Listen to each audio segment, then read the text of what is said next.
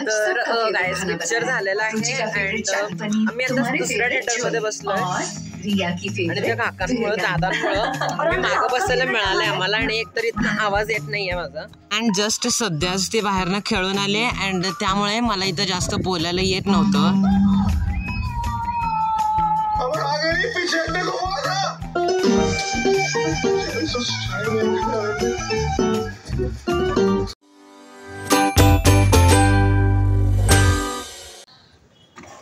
नाही मी कुठं गेलो नाहीये अँड ही जर अँगल तुमच्या लक्षात असेल तर you are the greatest person because ही अँगल आहे माझ्या रिटर्न तबला एक्झामच्या ब्लॉगची आणि मी दरवेळेलाच प्रमोशन करत असतो. मी सुधारणार नाही, माझी सवय कधीच जाणार नाही. आणि आता मी जे काय बोलतोय प्लीज ऐकून घ्या. ज्याआधी मी 100 वेळा इंट्रो घेतलाय पण तो माझ्याकडनं चुकायला लागलाय ते सगळं जाऊ दे तिकडं. अँड आज मी दुसऱ्यांदा जाणार आहे एकट्याने मूवी बघायला माझ्या एका फ्रेंडसोबत. म्हणजे जेव्हा मी पहिल्यांदा गेलो होतो तेव्हा गेलो होतो भूलभुलैया 3 बघायला अँड आता मी जाणार आहे भूलचूक माफ बघायला. आणि तेव्हा पहिल्यांदा जेव्हा मी गेलो होतो तेव्हा मी इथं जवळ होतं अमरला गेलो होतो, अमर टॉकीजला मिरजेच्या, जे की बस स्टँड रेल्वे स्टेशनच्या जवळ आहे. आणि आता आम्ही जाणार आहे औरमला कारण अमर सध्या बंद आहे आणि आम्हाला कुठं थोडंसं आउटिंग करायचं आहे. आम्ही मान्य जाऊन आलो आहे आधी पण एकदा म्हणजे नुसतं खायला गेलं असं तेव्हा मला मूवीला जायचं होतं पण कुठंच नव्हतं. त्यामुळे आता मी कसं तर आमच्या घरातल्यांना कन्व्हिन्स केले इतक्या लांब जायला. सो तर आता आम्हीच जाणार आहे भूलचूक माफ बघायला आणि शो आहे 7 PM आणि 10चा पण आहे पण आम्ही 7ला जाणार आहे कारण 10ला गेलं की यायला मला 12 वाजतील. सो तर जातानाचं कसं आहे आम्ही इथनं जाणार आहे मिशनला आणि माझ्या मित्राचे आजोबा सोडणार आहे आणि मिशनपासून आम्ही औरमला करणार आहे रिक्षा आणि मग पिक्चर सुटल्यानंतर औरम ते मिशनला आम्ही करणार आहे रिक्षा आणि मिशनला मग पिक्चर सुटल्यानंतर आमची घ्यायला येणार आहे माझी आई. सो तर इतकं कॉम्प्लिकेटेड आहे आणि जर मी नीट सांगितलं नसेल तर प्लीज ऐकून घ्या कारण आता मी 100व्यांदा जरी बोलायला आणि मला जर जमलं काहीही सोपं नाही आहे. मी सलग इतकं बोललंय. हो दाद देतो माझी मला मी. ओके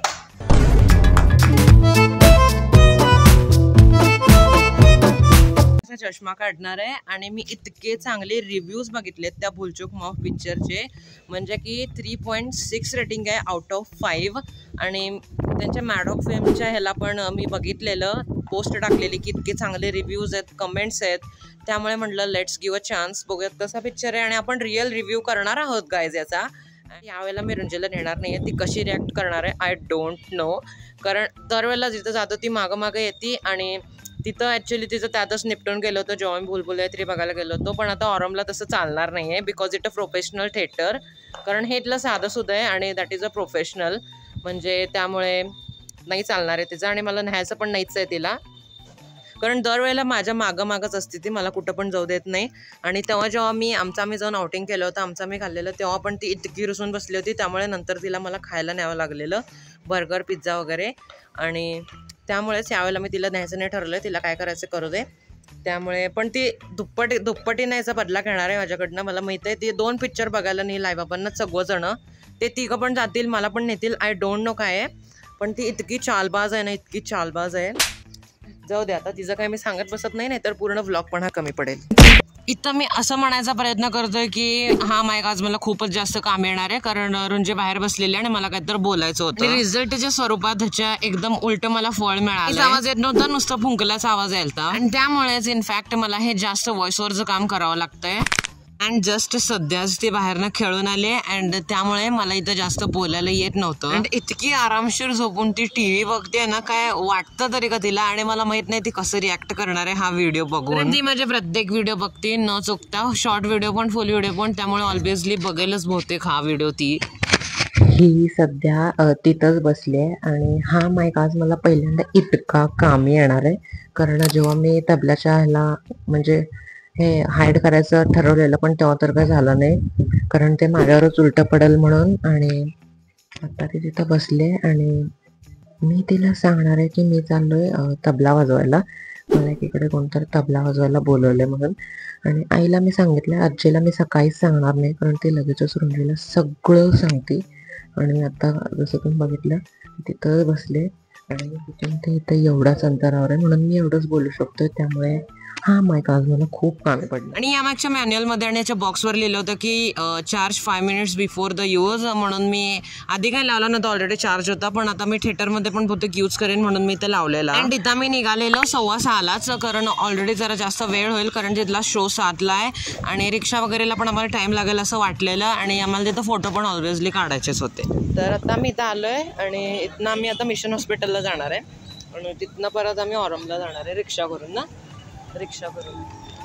रुंजीला काहीच सांगितलं नाही आहे मी एकीकडे तबला वाजवायला चाललोय म्हणून सांगितलं. हे सगळं मी तुम्हाला ऑलरेडी सांगितलं, पण तरी मी परत का सांगतोय मला माहित नाही. आम्ही जेवढं एक्सपेक्ट केलेलं त्याच्यापेक्षा दुप्पटीनं आमचा खर्च झाला रिक्षासाठी जाताना. मी असं काही विचार केला की एकाला 30 रुपये तिथं जायला आणि दोघांचे 60 टोटल, पण त्यांनी एकाला 50 म्हणले, सुरुवातीला तर 200च म्हणले. मग दुसरीकडे कुठे रिक्षा पण दिसत नव्हती आणि कुठं उडकायचं, ऑलरेडी 6:30 वाजलेले आणि जायला अर्धा तास लागणारच होता. मी म्हणलं यार जाऊ दे, आता 100ला न्यायला लागलेत नियोजन, नाही तर त्याला पण नेणार नाहीत, म्हणून आम्ही गेलो. आता 7 वाजता आहे बघा पिक्चर, 6:30.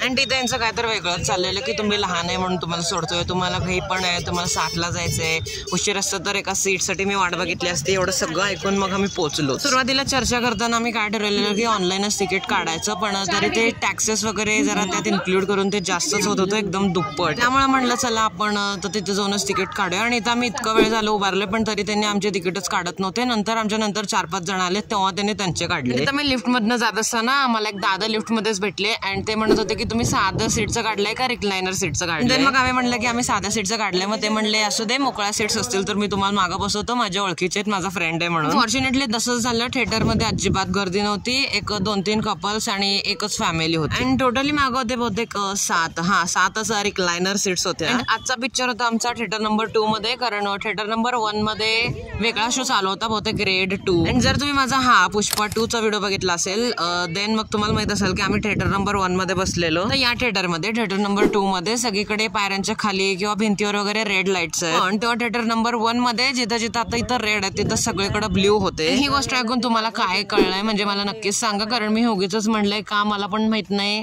अँड इथं ते दादा मला बोलवायला ते की चला आपण जाऊन रिक्लायनर सीट्स वरती बसूया. अँड मला वाटेल तर अरे त्यांनी हाकलून बिकलून दिलं काय केलं तर म्हणून. त्यांनी चेकिंग पण बाय द वे यावेळेला केली नव्हती, पुष्पा 2च्या वेळेला केली होती आणि आईची पर्स आम्हाला बाहेर ठेवावी लागलेली. अँड इथं मी येऊन बसलेलो, पण तरी माझ्या मनात हेच चालू होतं की त्यांनी हाकललं की तुमची सीट्स ही आहे, तुमची रिक्लायनर नाही आहे, कारण त्याला एक्स्ट्रा चार्जेस आहेत. आणि त्यामुळे मला अजून हेच चाललं होतं माझ्या डोक्यात सगळीकडे, हे असं केलं तसं केलं, कळलं बिळलं तर म्हणून. तिथं तुम्ही बघू शकता हे आहे कुरकुऱ्याचं पाकिट and your guess is right. कारण जेव्हा मी पुष्पा 2ला बघितलेलं तेव्हा आतमध्ये काहीच अलाउड नव्हतं आणि मला वाटलेलं ह्या वेळेला पण चेकिंग करतील, पण यावेळेला काही केले नाही म्हणून आम्ही पिशवीज घेऊन सरळ आत आलो होतो. आणि तिथं मला वाटलं होतं की थंडी वाजेल म्हणून मी स्वेटर वगैरे घालून होतो अँड ऑब्व्हियसली मला कुरकुऱ्याचं पाकिट तर लपवायचं होतं. आणि तिथं आम्हाला दाखवलं होतं सितारे जमीन परचा ट्रेलर सुद्धा का माहित नाही, कारण हे आमिर खानचं बहुतेक प्रोडक्शन आहे. तिथं मला तुम्हाला सगळ्यांना स्पॉइलर द्यायची काही इच्छा नाहीये, पण तरी मी जरा तरी सांगावंच लागेल मला, कारण मी हा व्लॉग बनवतो ऑब्व्हियसली. तिथे जिबली इमेज सारखा व्हिडिओ करत त्यांनी म्हणजे पूर्ण एक्सप्लेन केलं होतं की त्या दोघांची कशी भेट झाली हिरो हिरोईनची आणि मग त्यांनी कसं भेटले, कुठल्या ऍपवरनं भेटले वगैरे वगैरे.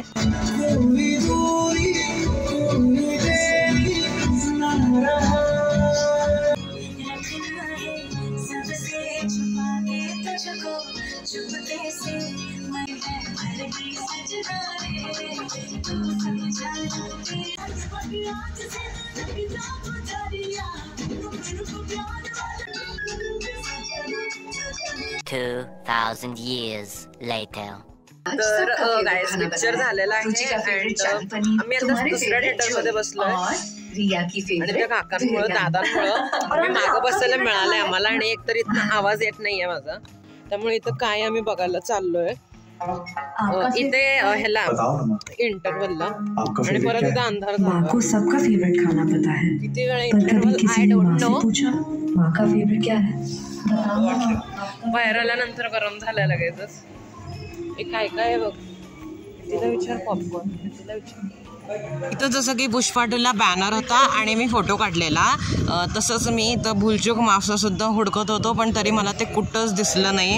एकीकडे एकच होतं पण तिथं दरवेळेला ब्लर फोटो येतात, अजिबात चांगले येत नाहीत कारण तिथं चांगली लाईट नाही आहे. साधा प्लेन बॅनर मला हवा होता जसं की पुष्पा 2चा होता, पण तरी ते आलंच नाही. खाली एकीकडे एक होता जसं की ऑलरेडी सांगितलंय, पण त्याला बाजून अशी लाईट होती त्यामुळे ब्लर येत होतं. एकदा तरी मला कळलं असलं ना, पण तरी मी 100 वेळा तिथं बोलवून चक्र मारलं. हा इथं वाकून बघूया, पण तरी मला कुठंच दिसलं नाही. सिरियसली जे की भिंतीला बॅनर होते ना ते पण मी असे मागं उचलून बघितलेत की त्याच्या मागं गेला का काय झालं म्हणून.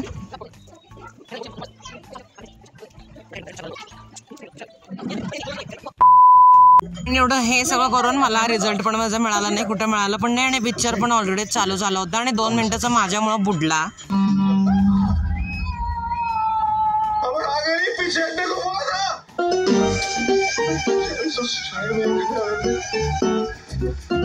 आणि तिथून निम्मा वेळ तर मी या सीटच्या बटनानेच खेळत होतो, वर खाली करून. पूर्ण पिक्चर जरी संपला ना तरी शेवटचं गाणं असतं मी पूर्णपणे थांबलेलं इथे.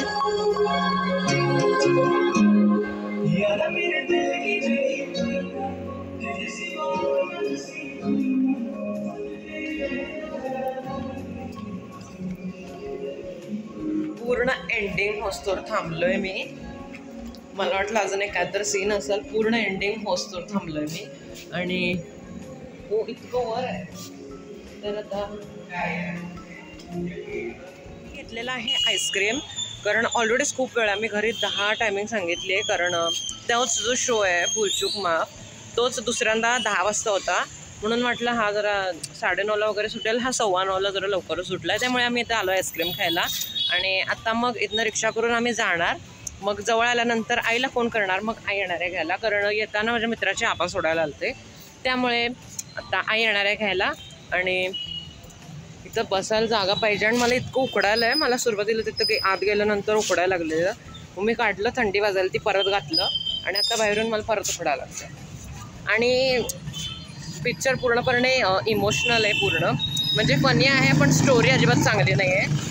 तरी 3.6 रेटिंग आहे आउट ऑफ 5 हे जाऊन. आणि मी रुंजीला काहीच सांगितलेलं नाही आहे आणि जोपर्यंत ते विचारत नाही मी सांगणार पण नाही.